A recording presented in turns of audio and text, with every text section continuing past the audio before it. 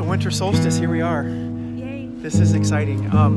We just wanted to share some things and some of the stories that we've been enjoying as we're getting to know each other. And we wanted to offer some encouragement to the spiritual community as we're both experiencing and discovering with like everyone that is in our lives spiritually.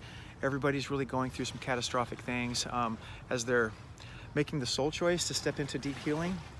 And as we're at the winter solstice here, it's pretty symbolic that, or completely symbolic, that these things are happening right now. The energy shifts everywhere are really intense and unique. So everybody is, suffering different forms of chaos with maybe not understanding what these things are. And so I think it'd be great if we wanted to share with everybody some positive hope, I guess, as we're diving into these experiences. Yeah? Sounds good. Okay. Yeah. So my friend Gina here and I, we're in Mukilteo, Washington, and we got a little glimpse of sunshine, which is very rare in December in Washington, Western Washington, and we just caught it right now. So it's a perfect analogy, because what I wanted to kind of share just overall, I'll get right to the point, is as we do deep soul healing, which can be very involved with early childhood trauma, these things I talk about a lot, past life trauma that gets revealed, we're confronted with a soul choice. And the choice is, are we going to, at some point, are we going to continue to step into engaging in the healing, or are we going to get to a point where it becomes too much and we stop because of fear? And then what happens with the fear, as we've discussed, is the growth stops, and then you become where you're just treading water and the spiritual growth doesn't happen. And as the sun's reflecting on us and making us a little glowy and golden right now, which is really amazing, I think that as we've discovered, we're offered the little trophies and rewards as we come through the thresholds of darkness and stay true to our intuition, taking us through all the things that we've come to learn. We are rewarded as we cross the thresholds with golden nuggets that are literally from the other side of the veil, and those that's why we're doing it as a human, to receive some relief and to receive some love in different forms. And it's not just about diving into trauma and continuing to be in chaos and darkness, because that's kind of nonsensical if that's all it was about. That's so 2018. Right, yeah, it's so going away. So ushering in, 2018 is very much, as I'm learning and seeing with everyone around, it's just the year of things being catalyzed to be cleared and healed. And everyone's doing it to a point. And some stop in fear and can't go any farther, and maybe they're going to come around to it later, and that's okay. Everybody's different, but most people that I'm engaged with in my life right now are continuing down this path, and some maybe think they're stopping, and some are consciously stopping. It's so many ways to observe and interpret it, and it's free of judgment. I'm not judging anyone or myself either, but it's pretty interesting. Okay, you were telling me about your meditation. I want to hear about that again. Well, I wanted to say one thing too about how important it is while you're on the journey to be continually embracing your true self, because you don't always know how your vibration is changed until somebody new comes into your life that inspires you, and you're able to say, wow, my vibration's really changed. I remember one time I had chickens, and I remember one time my chickens just came up and sat on my lap. Animals felt comfortable just getting on top of me, and I thought to myself, my vibration has changed. My hard work is paying off. Wow. And those, when you mentioned the rewards earlier, those are the little rewards. When you're in the present moment, they show up and you observe them. And then you're in gratitude. Absolutely. So I think we are actually rewards for each other, as we've discussed, and we're coming to embrace this, because we've only known each other a couple months, if even that, but we've both been experiencing as we're continuing through our spiritual journeys and growing, advancing or whatever, and ascending. Our vibration continually changes, and what happens is people fall away. Nothing's permanent. Everything's impermanent, and relationships are rarely permanent, except for the twin flame relationships. The soul expansion and the connection there is just permanent, no matter what we do in the 3D and in the physical. That's just there. So no matter what things may seem from either party or from the outside or the inside. That's just there. So that's really cool. Right. So we discovered that we're both twin flames, which is why we really connected. Even though we're not with each other, we have other people that are that. But here we are going through our journeys with all of these chaotic things, and our vibrations became in alignment. And as we've had some intuitive things happen, we just connected. And that's the reward that we are enjoying getting to know each other, is that we're synchronistically having so many things in common. I've never had my vibration as in alignment with somebody as I have in encountering you. Right. And I think Same. you're the same. Yeah. Right. So this is a great reward. Chickens are nice too, but an actual person's pretty cool. Right. Yeah. So That's how much I can calculate my growth. by the chickens. Although chickens are maybe, I don't know, higher vibe. Sometimes Well, it can be backward. Yeah, the thing you right? were sharing earlier about things being flipped. Mm-hmm. That's a very interesting little story. You should share Right. it. It's so my understanding, and what's pretty common, is that the humans are on top, and then the animals and the bugs and the dirt and the earth. But it came to me once during sort of a meditation that it's actually upside down. It's the other way around, and the earth is on top, and the bugs and the animals, and the humans are actually on the bottom. And just think about that for a minute, and how that might reframe your perspective and your respect for the things around you. Yeah. Which always brings joy to you when you have gratitude for those things, instead of just trotting around and worrying about what you're going to buy next, right? Which means absolutely nothing. Those are meaningless things. It all means nothing. It's something to watch a little bug crawl on the ground and not kill it. Right. Because it's bothering you or whatever, and just like, oh, that's alive too. Which is something we did as kids. We did. We killed bugs and little frogs and stuff or whatever, and worms. Child soul. Yeah. All right. Yeah, you had a thing. So we had mentioned wanting to talk about, and one thing that we're both seeking knowledge about is divine masculine and divine feminine, and how the experience in the twin flame relationship is that when you start seeking these things, it becomes explosive, and you're only able to get so far. And what we're finding is that with this connection, we're able to share the information we've been seeking about the divine feminine and the divine masculine, and help answer the questions from the other side. Which is, there's so many dimensions to what you're saying. I'm thinking of 50 things while you're talking. That I'm like agreeing with all of it. And I'm so blessed to have our worlds collide here, so that not only can I share with you the divine masculine things that you're seeking, but the divine feminine, you're helping me understand my twin as well. Even though you guys are very different women, and the characteristics aren't necessarily there, but in the spiritual arena, and then just in the spiritual arena of the feminine, then yeah, it's all there. And so it's very eye-opening for me to hear your wisdom and your advanced spiritual capacity to filter down to me. So it kind of comes back to oneness, and those kinds of things too. Exactly. So I get that too, but it's beautiful, and I'm just very grateful for the reward to step into meeting someone like you, who is vibrating at a very interesting frequency that's very just advanced and mature. Well, and we have a common goal in that, and that Which we've is both turned our lives over for ascension. Yeah. We have given up anything that shows up we need to give up to follow our ascension, and we're committed. Yeah. And we Very have committed. that in common, and it's not very common.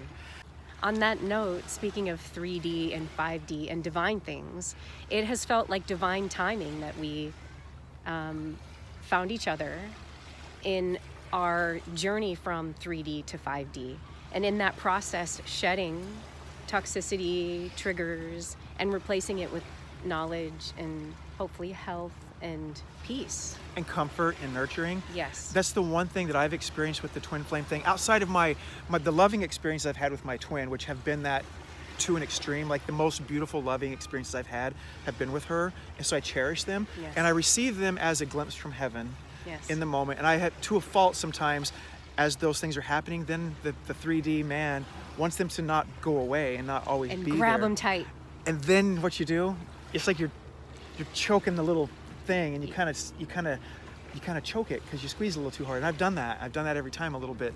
So it's hard to not like, I don't want this to go away, but it can. And it's a very deep lesson in attachment. It is. I'm like, I thought I fucking had that handle, because Right? I We teach that always shit do. right there. I'm like, another form of attachment was revealed, but you know, it is what it is. I have to accept it and realize I've got room to grow still, and it's okay. Forever.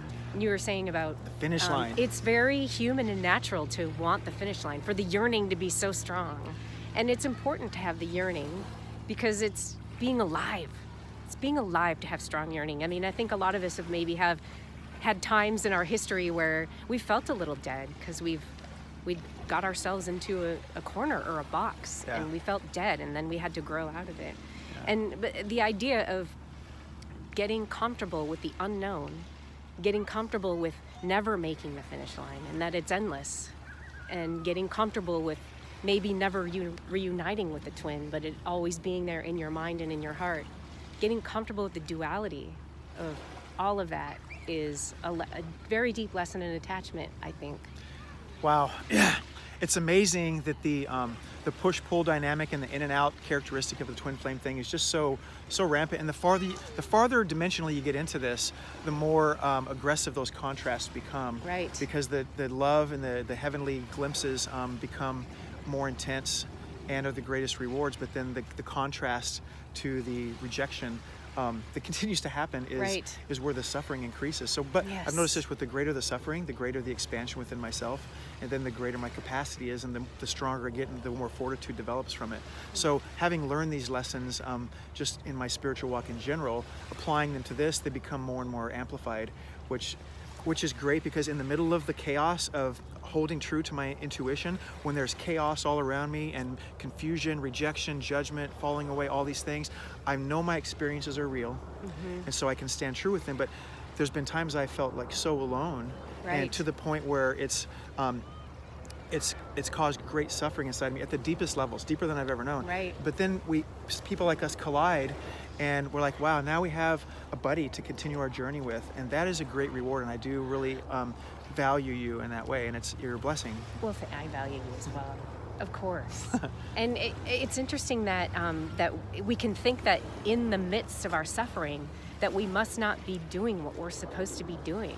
But that's not necessarily true. I remember recently I was feeling sad and suffering from all of this, and I got a 444.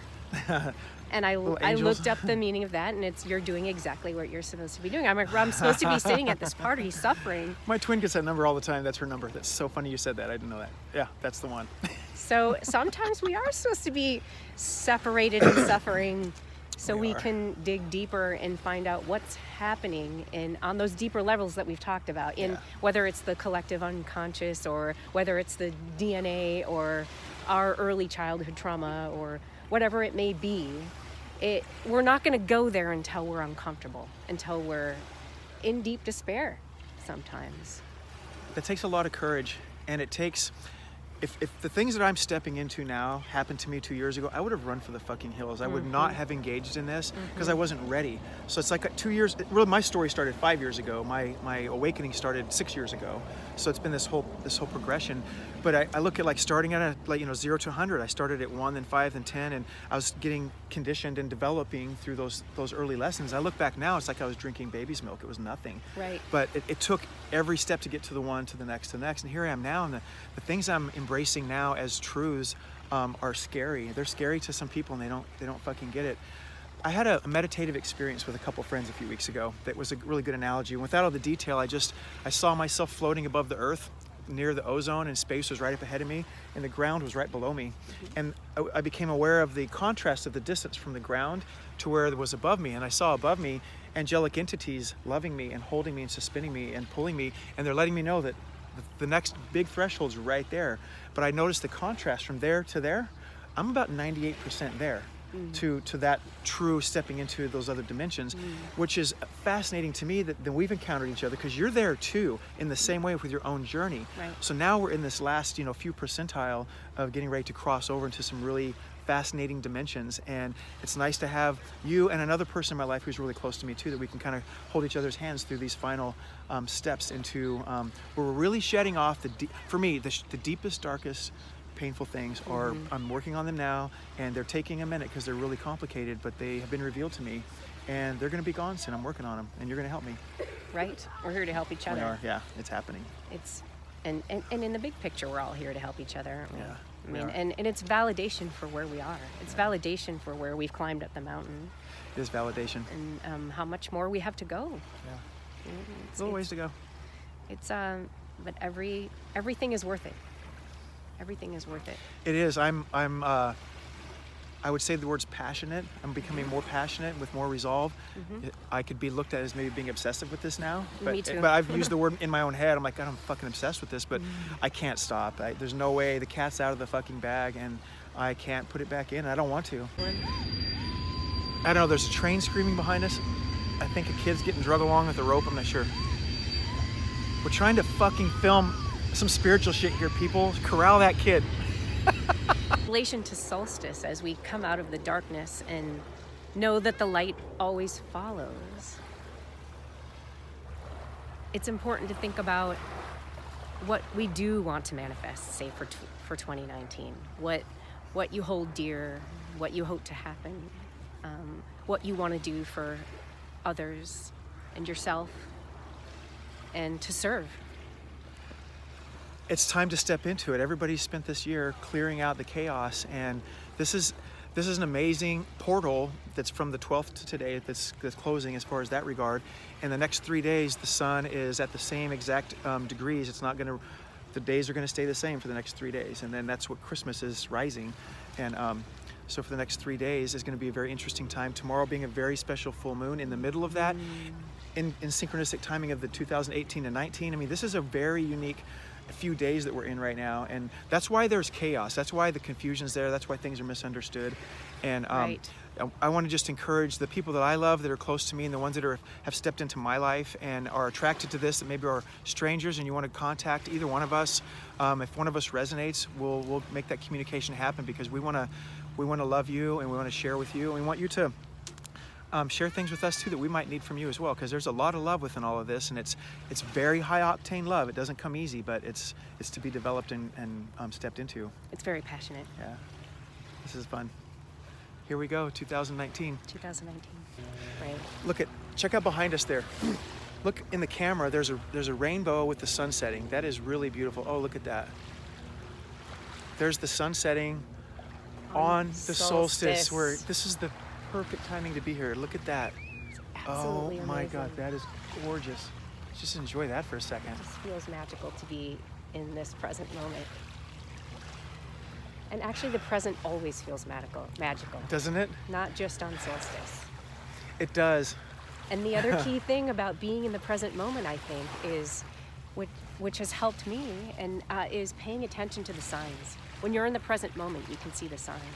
You can see an animal speaking to you. You can see bugs speaking to you. I've had stink bugs show up. I've had seagulls. I've had, more recently, a cat. Yeah.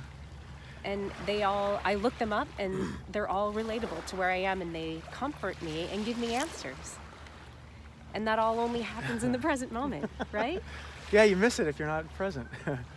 I enjoy that too.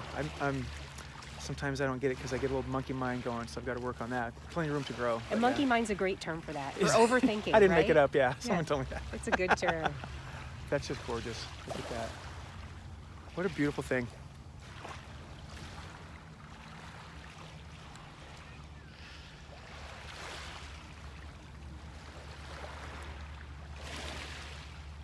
I feel a lot of love right now, and I feel a lot of love for whoever wants to receive this little video today.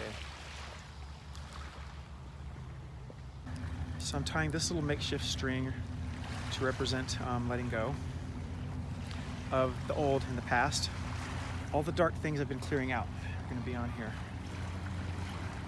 We'll do that. Okay. All right. And I'm going to tie this one. The coming of understanding, peace, and harmony in our lives as we enter 2019. So what we're going to do, we're going to take these two evergreen branches and we're going to save them, and we're going to set them aside in a special place. and one represents you, and one represents me, and the things that we're transitioning from and to, like you just said. And then in the spring equinox, midway between the shortest day and the longest day, we're going to take those and we're going to do a ceremonial burning of these when they're dried out and ready to go, and all of that's going to go up into the